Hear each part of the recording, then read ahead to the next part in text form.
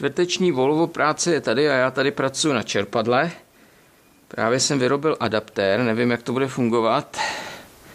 Je to na to, abych stočil tady tu stěnu toho čerpadla, protože jsem si říkal, bude lepší to stočit na soustruhu, než to dělat na fréze. Samozřejmě na fréze by se to taky dalo upevnit na rovinu a srovnat to. Tak jsem vyrobil tohle. Teďka asi za půl hodiny. Půl hodiny to trvá vyrobit takovou blbost. A udělal jsem si tady na druhé straně hrot. Celý to funguje tak, že by se to mělo dát takhle dovnitř. Tady by se to mělo nějakou podložkou vypodložit. Předpokládám, že ta plocha dotyková bude rovná. Tam dáme takhle pár nových podložek. Co nejmenších. Tenhle už je moc podle mě velký, ale můžu to zkusit. Co tohle?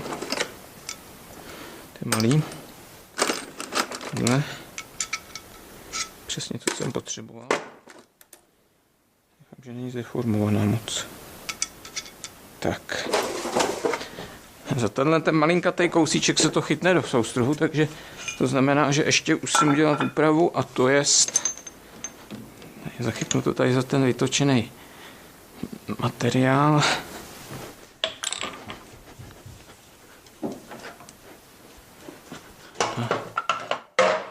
Navrtám si tam díru.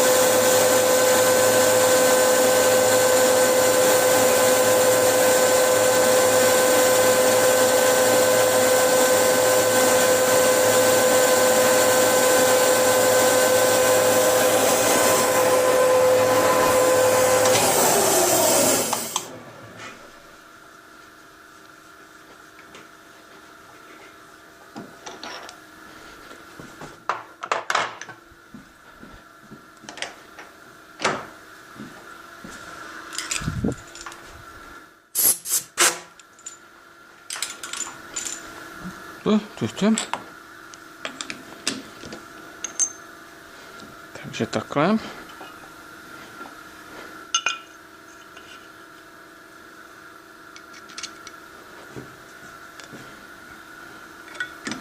Jsem teda hodně zvědavý.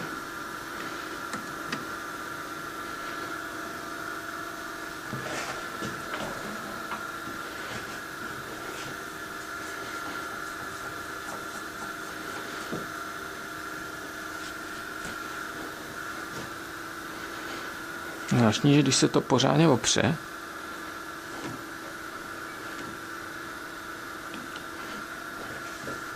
tak se mi nechce točit. Ono se to vlastně, tam je řemen, že se mi, jakoby, když pořádně se opřu, se mi v jeden okamžik zdálo, že se mi přestává točit volně řeteno, ale ono je to tím, že jsem to měl nějak excentricky. Takže tohle takhle je, takže uvidíme, to dotáhnu. Není to nějak uchycený, podle mě to se začne velice brzo protáčet, ale nemělo by. Teď mě napadá, že se mi udělat poklep, protože jsem to udělal na konci konický. A mělo by se to tam zašprajcnout tím konusem. Přitlačení je už čistě jenom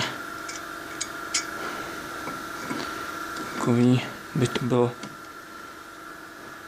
to spíš začne protáčet ty ose malinkatý, protože tyhle ty sklíčidla už by potřebovaly nový, ty